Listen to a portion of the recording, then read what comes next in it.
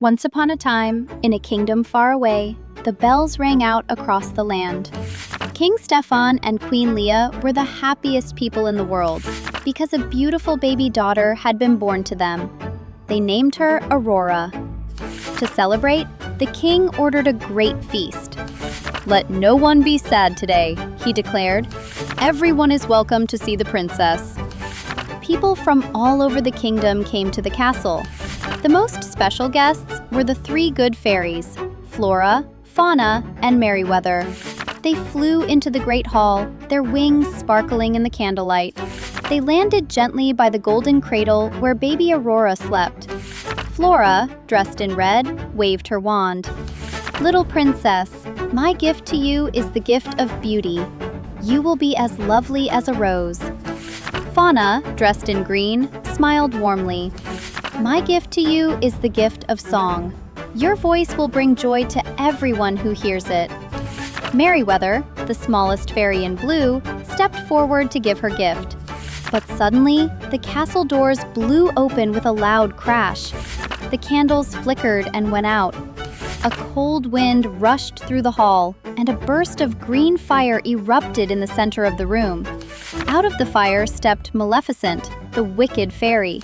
She wore long black robes and held a golden staff. Her pet raven sat on her shoulder, staring at the baby with beady eyes.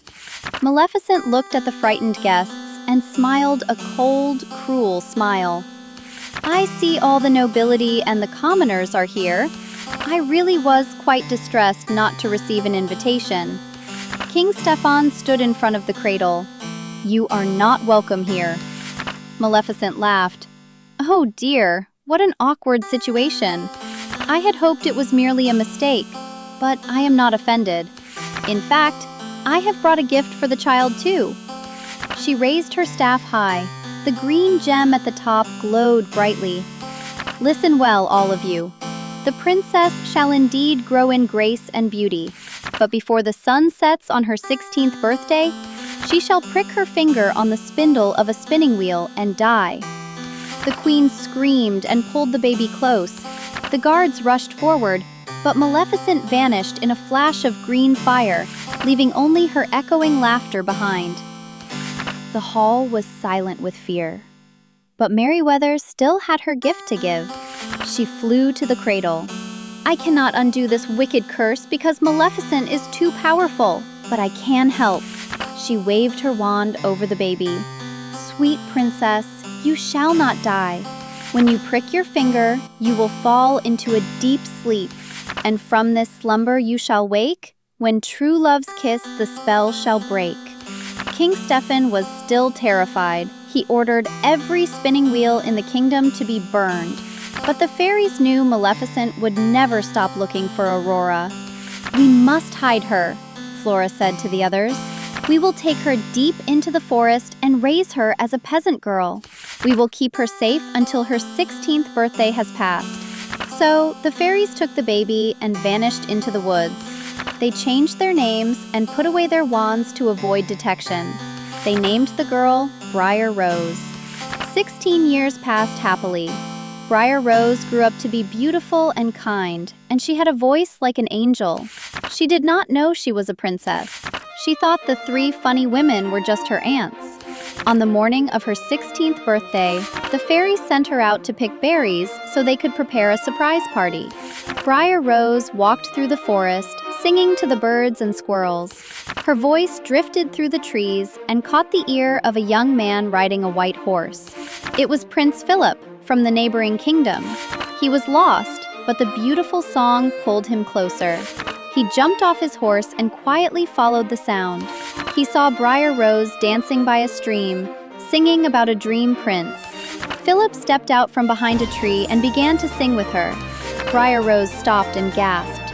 She tried to run away. "Wait," Philip said gently, holding out his hand. "I am sorry to startle you, but your voice is the most beautiful sound I have ever heard." Briar Rose looked at him. He had kind eyes and a warm smile. "My aunts told me never to speak to strangers." Philip laughed. But we are not strangers. We have met before." "We have?" she asked, confused. "Yes," Philip said softly. "Once upon a dream." They walked together through the forest for hours. They did not know who the other really was, but they fell in love. "I must go home," Briar Rose said as the sun began to go down. "My aunts are waiting." "When will I see you again?" Philip asked. "Come to the cottage in the glen tonight," she shouted happily as she ran back home. But when she got home, there was no happy party. The fairy sat her down and told her the truth. "You are not Briar Rose," Flora said sadly. "You are Princess Aurora, and tonight we must take you back to the castle to meet your father, the king." Aurora began to cry. "But I can't go. I met a wonderful boy in the forest, and I promised to meet him tonight." "You must forget him," Merryweather said gently. "You are a princess, and you are betrothed to a prince." Heartbroken, Aurora let the fairies lead her to the castle. They took her to a quiet room in the tower to rest before the celebration. But Maleficent had found her. Left alone for a moment, Aurora saw a strange green light glowing in the fireplace. The wall opened, revealing a hidden staircase.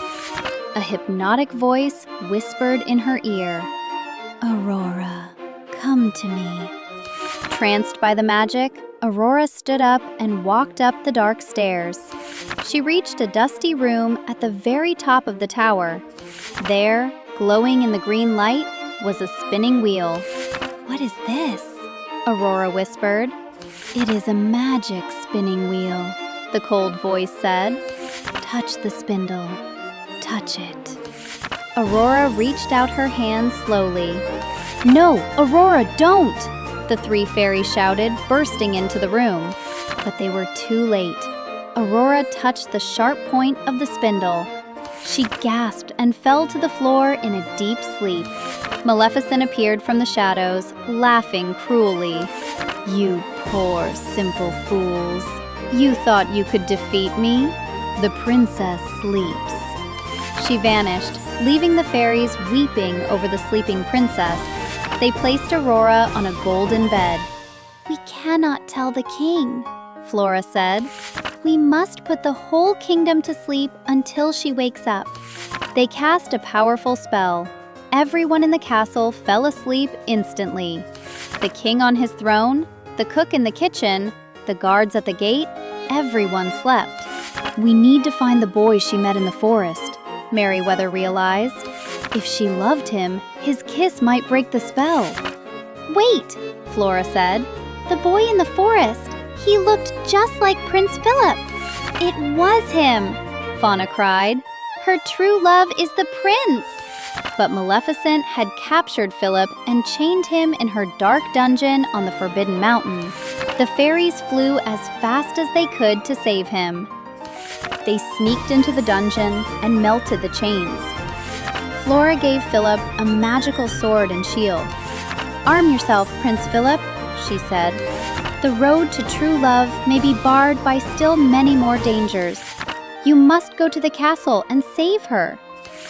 Philip fought his way out of the dungeon and galloped toward the sleeping castle. But Maleficent saw him escaping. She was furious. "A forest of thorns shall be his tomb," she screamed. She pointed her staff, and thick, sharp thorns grew up around King Stephen's castle. They were as hard as iron. But Philip used the magic sword to cut a path through them. Maleficent realized she had to stop him herself. She flew down and blocked the bridge to the castle. "You shall not pass," she roared. "Now you shall deal with me, O Prince, and all the powers of hell." In a terrifying explosion of fire, Maleficent grew larger and larger. She transformed into a giant black dragon. The dragon breathed green fire at Philip. He held up his magic shield just in time. The fire was hot, and the dragon was strong. She snapped her huge jaws at him, driving him back to the edge of a cliff. Philip swung his sword, but the dragon's scales were too hard. He lost his shield and was cornered. The dragon rose up for the final strike. "Now, sword of truth, fly swift and sure," the fairies shouted, adding their magic to the blade. Philip threw the sword with all his might. It flew straight into the dragon's heart. Maleficent screamed and fell backward off the cliff, disappearing into the mist below. The sky cleared and the thorns turned to dust. Philip ran across the bridge and up the tower stairs. He entered the room where Aurora lay sleeping. She looked peaceful and beautiful, with a red rose in her hand. He knelt beside her. "I promised I would find you," he whispered. He leaned down and gently kissed her lips. For a moment, the room was silent. Then, Aurora's eyes fluttered open. She saw Philip and smiled. "It's you," she whispered. "It is me," Philip replied. At that moment, the spell broke. King Stefan and Queen Leah woke up. The trumpets sounded. The whole kingdom came back to life. Philip led Aurora down to the great hall. Her parents wept with joy to see her alive and awake. They hugged Philip, welcoming him to the family. That evening, they held the grandest ball the kingdom had ever seen. Aurora and Philip danced in the center of the floor, happy to be together at last. Above them, the three good fairies watched with pride, arguing one last time about the color of Aurora's dress. "Blue," Merryweather whispered, changing the dress color with her wand. "Pink," Flora insisted, changing it back. And as the dress sparkled between pink and blue, Princess Aurora and Prince Philip danced into the night, and they lived happily ever after.